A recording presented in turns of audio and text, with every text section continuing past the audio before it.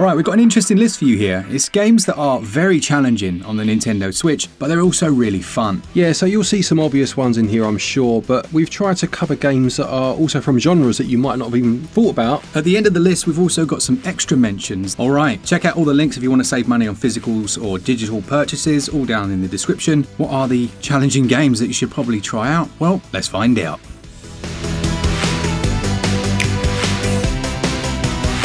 Let's start off then with a very old game, but a very good one. It's called Tiny Barbarian, and we played this together in co-op and got absolutely destroyed.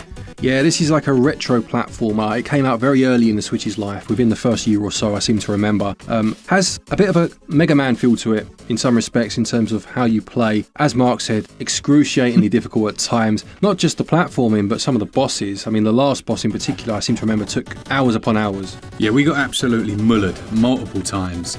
This is from a really zoomed out perspective, and it's interesting how much control you've got despite that view. Yeah, it's a very good game. I would say playing it in co-op with a friend increases the enjoyment tenfold. It's one of those that you don't get quite as frustrated when you've got someone there to kind of experience the pain with. Next up, we've got Dark Souls, the remastered edition, which essentially is the Xbox version of the game on the Nintendo Switch. I will say it's very challenging, but despite what everyone says, it's actually quite a fair game. Yeah, I've not played huge amounts of this, I must say, about an hour, so I'm no authority on it at all, but from a newcomer's perspective, I did feel as long as I took my time and I was kind of aware of my environment, it always felt fair, even if you did die. And really good game actually, very tough, clearly, but good fun to play. Yeah, loads to go back for as well, tons of replayability.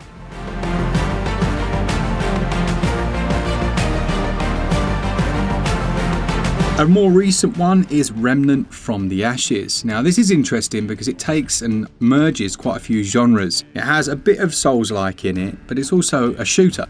Yeah, third-person shooter. As Mark said, it has those elements of a Souls-like in there. Really difficult, as you would expect. More so because of the bosses. Yeah. It's almost like a boss rush with other segments in between to tie everything together. And the bosses are where you'll get that difficulty from. But again, if you're playing with people online or obviously couch co-op and sharing that pain, it's great fun even if you're redoing the same boss over and over. What it also has, which isn't spoken about as much, is not only is there an element of random generation, so some of the world elements will be different every time you play the game. And I mean every time you restart the game, not every time you start a new session. You'll also find weapons that are completely unique to certain runs. I found a Magnum very early on when we were playing that no one else ever found, and it was a cracking weapon. Yeah, it's procedural generation done right, isn't it? Because it enhances the experience because you never quite know what you're getting, but it still feels very curated.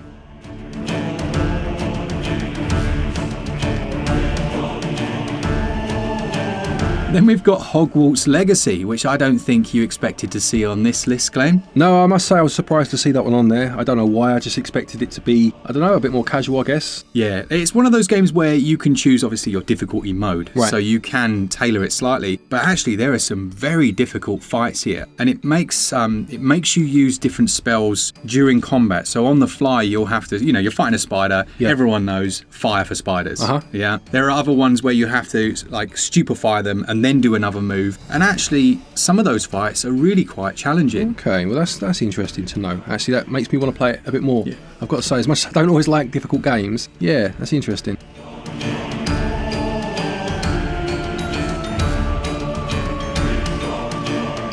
Next then we have another kind of retro-inspired platformer. This is Vulgar the Viking. Now this is incredibly difficult, quite different to the first game we mentioned in that it's a large character sprite, quite slow movement. That almost seems to feed into the difficulty at times because you're an easy target. Enemies coming at you every which way. Checkpoints are not as frequent as you would want.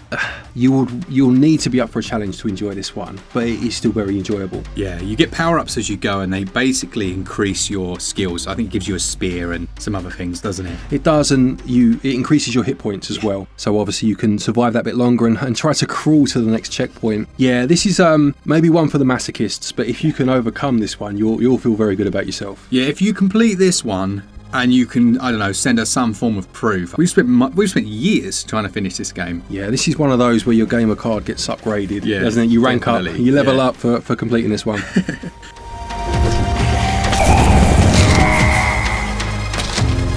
after that one, I think it's good to have a title in here like Dead Cells. Dead Cells is just challenging, isn't it? But well worth it. Yeah, Dead Cells is one of those ones where the first couple of runs you'll almost feel like it's impossible, and then you start to learn its ways, or you'll start to pick a loadout that suits using the three kind of energy categories that you've got. You know, obviously health, different weapons, range, close combat.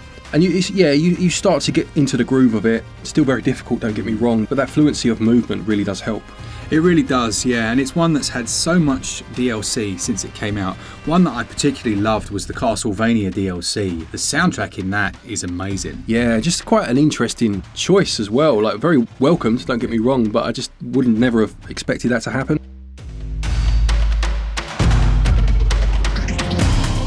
One that I don't think you'd expect to have on the list would be Snowrunner. Yeah, not because I can 100% see its difficulty. Yeah. I just wouldn't have thought of it in terms of this sort of list, and that's kind of what I was alluding to at the start. Very, again, very difficult but very rewarding, isn't it? It really is. It's an unusual one in that I've never played games like this before. You know, I've never played these kind of simulation trucking games, and I wouldn't even think that would be fun. But then finding myself like an hour into a specific, like you set out specific missions, you know, you have to take the logs from A to B, you'll have to go and rescue a vehicle from the mud. And in my head, I'm like, yeah, that sounds like a job. That doesn't sound like something I'm going to enjoy. And then weirdly, it is incredibly challenging and enjoyable. You'll have to like look, say you're looking across a field, you'll have to look and go, and I will say the graphics engine is incredibly impressive, because you can look from a distance and go, okay, I can see that bit there is really, really muddy, that's waterlogged, I've got to avoid that section. I'll have to go to the right there. And also planning out, well, if I get stuck, what can I winch to? Yeah, because I haven't played this one, I've played Mudrunner. Mudrunner, good game. But when I first played that, I was expecting the difficulty to be in terms of maybe like the logistics of how you get back, or the physics of keeping something, you know, or stopping it from falling over. But actually, I never expected to get stuck in the mud. Yeah. As silly as that might sound in a game called Mudrunner, that's where the difficulty comes in, you know? It really does. It really does. And having online multiplayer as well across all of these, if you can find someone to play with, it just levels the whole thing up. It's great. Then we have Salt and Sanctuary and its sequel, which goes under a slightly different name. I've only played the first one of these. I know you've played both. Very difficult. Again, Souls-like, I guess, is fair to describe it as, isn't it? Yeah, it is a Souls-like. The first one, it's a more plodding Souls-like. And it's also more mysterious in that you kind of aren't given any indication as to where to go. You know, it starts you off, doesn't it? You kind of walk up the coast. That's right. And then it's just, all right, figure it out. I think some people didn't really like the direction that the sequel took, because it's much more Metroidvania in feel. What's the sequel called, just to name check it? Salt and Sacrifice. That's it, yeah. Yeah, so it's in there, but with these Metroidvania elements. And also there's a weird boss rush kind of aspect where a boss will enter a stage and you have to like hunt them, almost like Monster Hunter style. You're chasing them across. It's just unusual, and it doesn't quite come together as well as Salt and Sanctuary does. Right. But both very challenging in their own unique ways and worth a shot if you like that genre. Next thing we have the Batman Arkham games. Yeah, I put this in because I actually think if you play these on the harder difficulty modes, the combat is so fluid and slick. Like, it's once you've kind of got it dialed, you can do those counters and things. Yeah. Some of the later games I actually think are quite difficult. Yeah, I would agree. What I would say is I think they're the sort of games that you can brute force your way through. But if you want to do it with finesse and you want to look good and you want to get those blocks in and counter hits, then that's where the difficulty is. You know? Exactly right. Yeah, that's it in a nutshell, really. And challenging as well in things like the Riddler puzzles. Yes. You know, if you want to get those Riddler puzzles, you got to use that noggin. You have, yeah. I really enjoyed the first one on must have been the Xbox 360. Enjoyed the other two that are on the Switch too, but that first one for me is my favourite. Love that game.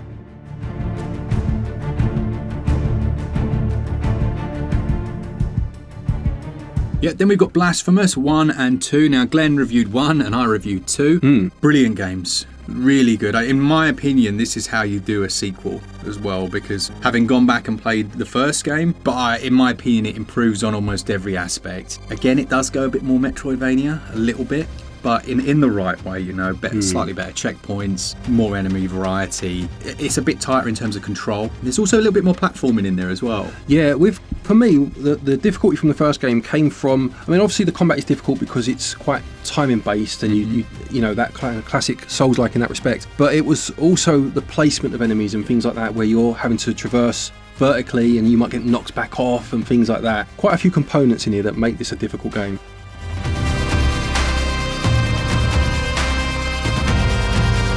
Then we have Alien Isolation. Quite an interesting game this in terms of its difficulty. Fantastic game, by the way. But what made this difficult for me is the fact that you are, as much as you'll find weapons and as much as you'll feel as if you're gaining strength and confidence as you go through the game, you are still completely powerless. And you are reminded of that so often. Yeah, this is a really unique one because they almost crafted their own AI for the alien. Now, interestingly, because I remember we had a chat about this before, and you said, I think something along the lines of that the alien became quite predictable. It did. In terms of where it was going to go. If you play this on the hardest difficulty mode, it basically unlocks the full potential of that AI. Oh, nice. And it gets much harder and much less predictable. The predictability for me actually increased the difficulty, but artificially so, because what would happen is you'd be stuck in an area where you have to get across to a door, across the way there. The alien would arrive, look around for you, leave, and then for no reason or purpose, you haven't made a noise, it'd come back very, very early. Yeah. And it was that predictability that made it frustrating. So actually the higher difficulty, whilst being more difficult, might be more enjoyable. Yes, it's more logical. Yeah. So it will go to where it last saw you and it will do things that I guess are more natural to an alien hunting you rather than that sporadic randomness, which can actually lead to a more difficult situation, Absolutely. as you say. Yeah, but less enjoyable at the same time. Yeah. You should give it a go.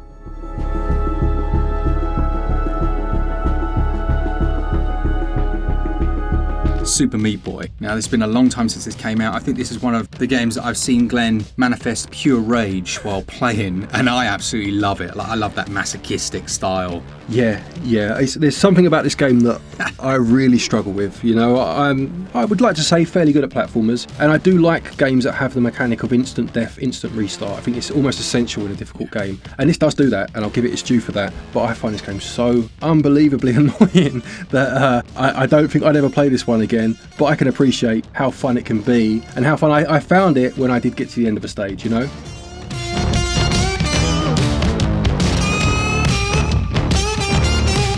I'd say there's a lot of people that feel that way about this next one, and it's Cuphead. Yeah. So Cuphead is a run and gun, focusing more on bosses. It's more of a boss rush, I would say. And as you rightly say, very, very difficult. Some people will find the difficulty too high and not enjoyable for that reason. But I would say again, if you haven't played it in co-op and that's your opinion on it, at least try the co-op, because it just sharing the load, it does half the stress. And whilst you'll still be frustrated, you almost laugh about it, as opposed to wanting to throw your controller out the window. Then another very obvious choice would be something like Hollow Knight. Now, Hollow Knight is a great game, and actually I would say that the majority of the game isn't that difficult. A challenge comes in a couple of areas. One of them is getting lost, which can be a bit frustrating, I have to be honest, but you have to make sure you find the right maps and go, silly to say go the right way, but you have to find the maps really. The other is some of the combat. Now, some of it's fine, and then others, there are some trials in there that are just disgusting. They're there's one almost like a gladiator arena style thing where you're fighting wave after wave, and there's points in it where you are like, as you always did when you were a kid, fighting a boss that you couldn't beat. I'm never going to beat this boss. And you go away, come back, just annoyed at the game, and then you beat him and be like, oh yeah, such a satisfying feeling. And that's what makes it enjoyable again, isn't it? That motivation that you've done it, you feel good, and then you'll continue.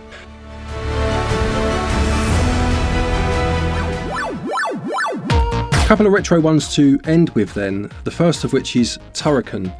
Now, you can get the Turrican Flashback collection on the Switch. The one I'm talking about probably more so is the first Amiga one, or Turrican 2, either of the Amiga ones. I think that's where the difficulty was at its highest for me in terms of the games on this collection. I mean, Turrican is a run and gun game, very, very difficult as you would expect. Run and guns generally are, because they have their roots in the arcade where they wanted to kill you quick, get you off the machine, someone else has a go.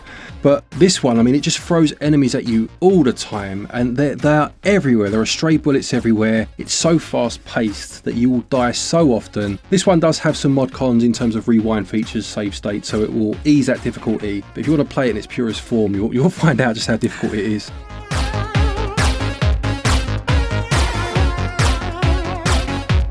And finally then, quite an interesting one, I think so anyway. Yeah. So this is Super Mario Bros. The Lost Levels, Oh, okay. which is available via the Super Mario All-Stars game on the Switch Online, obviously for the Super Nintendo. Now the history behind this game is that this was meant to be Super Mario Bros. 2. Right. So the first Super Mario Bros. Came out, I think it was 85, give or take, massive success.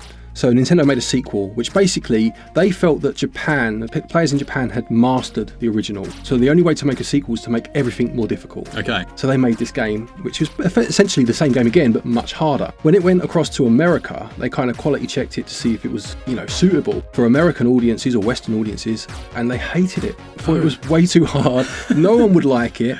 So it was scrapped in the West, and they made a new Super Mario Bros. 2, which was actually a reskin of another game. And this game, to the West at least, didn't exist for years until it was included on Super Mario All-Stars as the Lost Levels. That's what that's about. That's what that's about. So if you've ever played Mario Brothers and found it too easy, or you just want a very similar spin but a new challenge, play this game. Very, very difficult. Amazing. Yeah, I'm going to have to check those out for sure.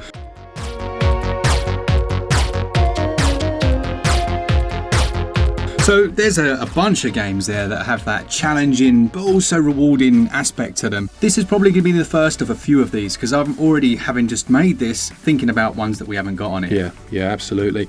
It's always fun to just do a list like this that's slightly different, a quirky angle to it. And as always, if you have any suggestions, please do stick them in the comment section. Thank you so much to all of you that watch the content. It's 2024 now, so there might be some interesting developments. Do save yourself some money on, I would say, predominantly physicals at the moment, the way things are going. Using our link to Play Asia down in the description there, you can save 5%. There's also digital there if you want to check that out. For all things Switch, all the time, keep it Switch up. Cheers guys, see ya!